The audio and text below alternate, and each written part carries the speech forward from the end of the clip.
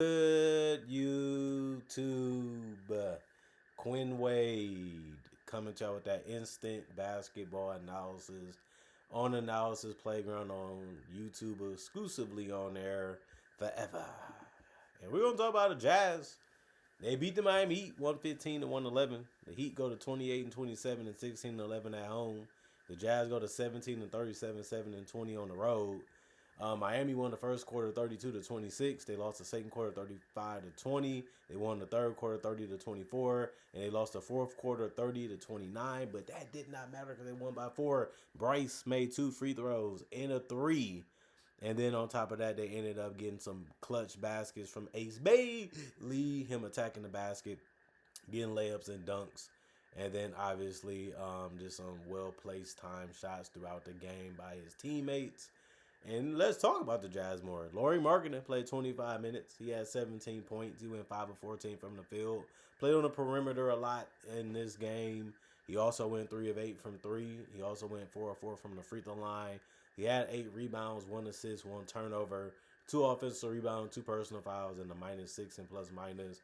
Jaren Jackson Jr., he's a good big, and he didn't shoot the ball the most efficient, but he was looking for a shot, and he got a lot of touches and a lot of opportunities to have a good night. But he only went 7 of 19 from the field and 2 of 7 from 3 and 6 of 7 from the free throw line. Obviously, they want him to be a big part of what they do, and he's been that the last couple games that he played with the Jazz, including this one. And he only had 5 rebounds, 3 assists, 2 turnovers, and 2 steals, 3 personal fouls. And he was a plus 15 and plus minus. And I do believe this is their first win with Jaren Jackson Jr. And if it is, this was, a game where he has a lot more room to improve on defensively and offensively in this one. But obviously playing with new teammates, a new coach, they asking and demanding you of a lot. And you feel like you have a lot to live up to with your own career, let alone just playing for a new team that believe that you can be a good piece for them. So I do want to see how this is going to work out, how it's going to fit even into next year, because this was a move I didn't see coming, and it does look like it makes a little bit of sense, but we don't really know until they get all their pieces back how it's going to really work. And even then, it can take a while for that to mesh too. Yusuf Nurkic was the other big that played outside of Markin and Jaren Jackson. He played 25 minutes. He had 10 points. He went 4 of 9 from the field, 1 of 2 from 3, 1 of 4 from the free throw line. He's getting to a point in his career where if it ain't completely open and he feels like he can make it because of that, he ain't taking the shot. That just looks like every time I'm watching Nurkic, if it's not wide open or completely open, it don't seem like he wants to take it or he don't even really wants to attempt it. But he did have 16 boards in this one, so he finished with a double-double. He had 1 assist, 1 block, no turnovers, 5 offensive rebounds, 4 personal fouls, and a -3 and plus minus. Isaiah Collier, 34 minutes, 13 points, 5 of 9 from the field, 1 of 2 from 3, 2 of 2 from the free throw line, 3 rebounds, 9 assists. That ended up being a good game from him. No Keontae George in this game, so somebody has to handle the playmaking duties and the scoring duties at that guard position outside of Ace Bailey, who's more of a wing than a guard or a big man, even though he got good size. 4 turnovers, 2 steals, 4 personal fouls, and a 0 and plus minus. And then you got Ace Bailey, who played 37 minutes. He had 16 points. He came on a little later in the game when it came to making shots, but he finished 7 of 14 from the field, 0 of 3 from the three-point line, 2 of 2 from the free throw line, 8 rebounds, 2 assists, no turnovers, 1 steal, 3 offensive rebounds, 4 personal fouls, and a +3 and plus minus. And then Kyle Flopowski, 16 minutes. 23 points, 16 points. That was the most off the bench with those 16 points. He also went 4 of 9 from the field. He went 0 of 2 from 3, 8 of 8 from the free throw line. He had 11 rebounds. That's a double-double. And he has done that a couple times off the bench or as a starter. It's good to be able to have that type of lineup where you can go any type of way with your bigs and still have floor spacing and still have shooting and good screens to be set to or dribble handoffs. 2 assists, 1 turnover, 2 steals for him. 2 steals was tied for the most in the game. 3 offensive rebounds, 1 personal foul, and a +7 and plus minus. Cody Williams got a nice finish around the rim. Other than that, that was the only shot that he took. He also had 19 minutes played and 1 rebound, 1 block, which came out of nowhere, but it was nice to see. No turnovers, 2 personal fouls, and a -2 and plus minus. Bryce, he's a bucket. He's going to work hard a little bit for some of his shots because he settles a lot for the jumper. This was one of those games where he went 2 of 7 from three. He made an important one that helped him get back in the game to be able to win it. Other than that, he went 4 of 10 from the field for those 14 points in 22 minutes. He also had 4 rebounds, 2 assists, 2 turnovers, 1 offensive rebound, 1 personal foul, and a -2 and plus minus. John Concar, 16 minutes for him. He missed all his shots, and they all was threes. He went 0 of 2 from 3. He did have 2 assists, no turnovers, 3 personal fouls, and a +1 and plus minus. Vince Williams Jr., 15 minutes, 5 points, 2 of 5 from the field, 1 of 3 from the three-point line, 2 rebounds, 7 assists. The 7 assists ended up being the most off the bench. He also had 2 turnovers, 1 steal, 1 offensive rebound, 1 personal foul, and a +7 and plus minus. The Miami Heat, they ended up playing a really good game. They had a lot of this game they was leading, and they was playing real well to be able to win it even to the end. And like I said, they only lost the fourth quarter by 1 point, showing you how well they had success against the Jazz on both ends of the court, especially when you look at the fact that this was a game where both teams played at the same type of level. So that's why the game ended up being close. Andrew Wiggins stepped up real well in this one and played 36 minutes, which was the most on the team. He also had the most points with 26. The mid-range was going, the finishing was going, the threes was going. He even was fast and quick enough to beat guys off the dribble and sometimes got to the free throw line. Because of that, he went 9 of 18 from the field, 4 of 11 from the 3, 4 of 8 from the free throw line. He had 5 rebounds, 2 assists, 1 turnover, and a block. 1 offensive rebound, 2 personal fouls, and a -5 and plus minus. Valtesio played 19 minutes and 9 points. He went 1 of 9 from the field, 1 of 6 from 3.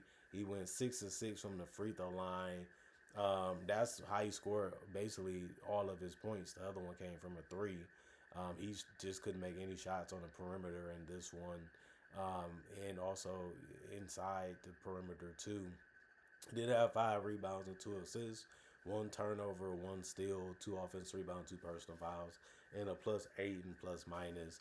Bam Adebayo played the most minutes in this game. He finished with 23 points.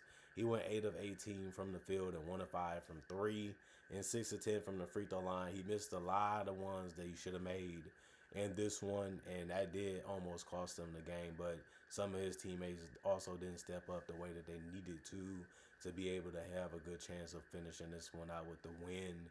But he did have a double-double with 11 boards with those 23 points. He also had 5 assists, but he also had 4 turnovers and 4 personal fouls. But he did get 3 offensive rebounds and a 0 and plus minus.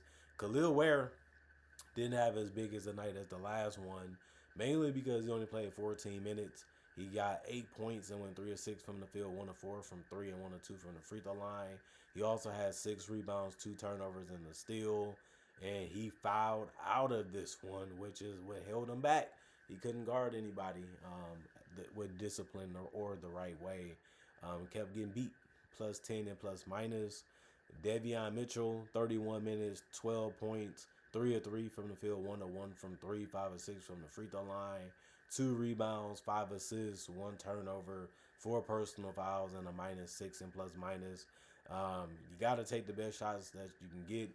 That's all he was really out there doing besides creating opportunities by going to the free throw line, by attacking. He looked like he was more passive and was looking to defer a little bit more in this game.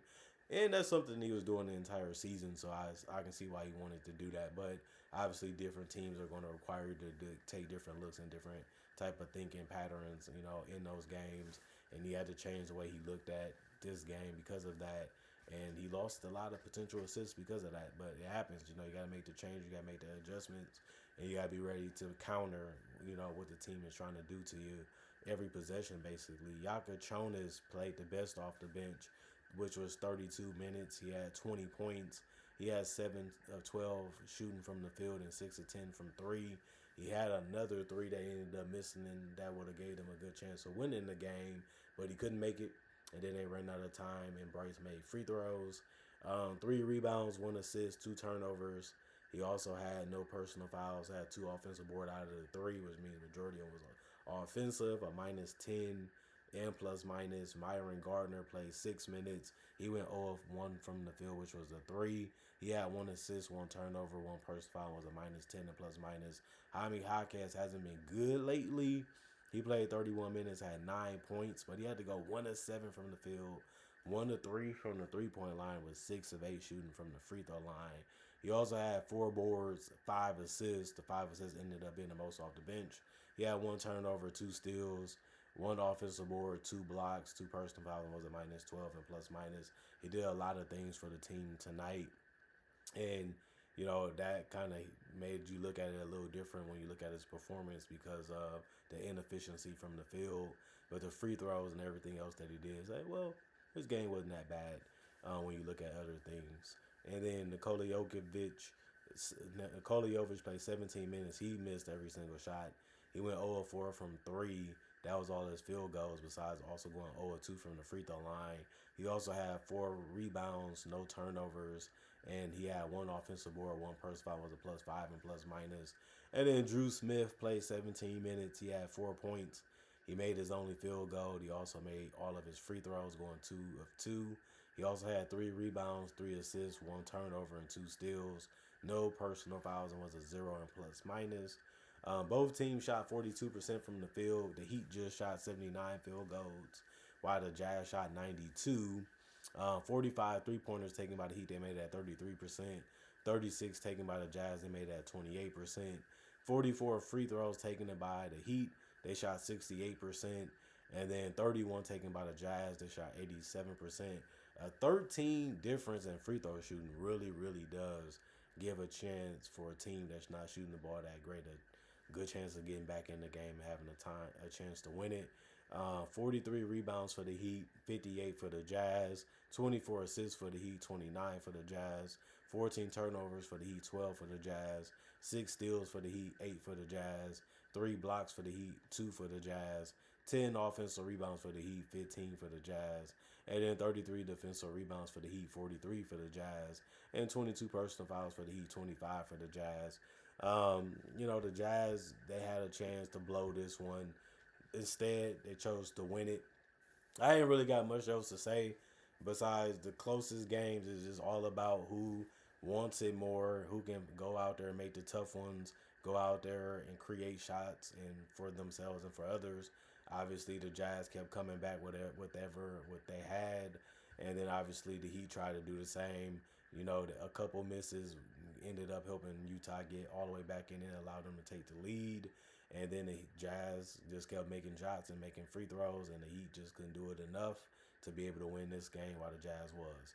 That's the best way to break it down for y'all. And this one, comment, like, subscribe, share. Hit that notification bell to get that analysis when it first come out. Y'all stay blessed up, though. Y'all stay good. Peace. And I'll see y'all later today, hopefully with more analysis.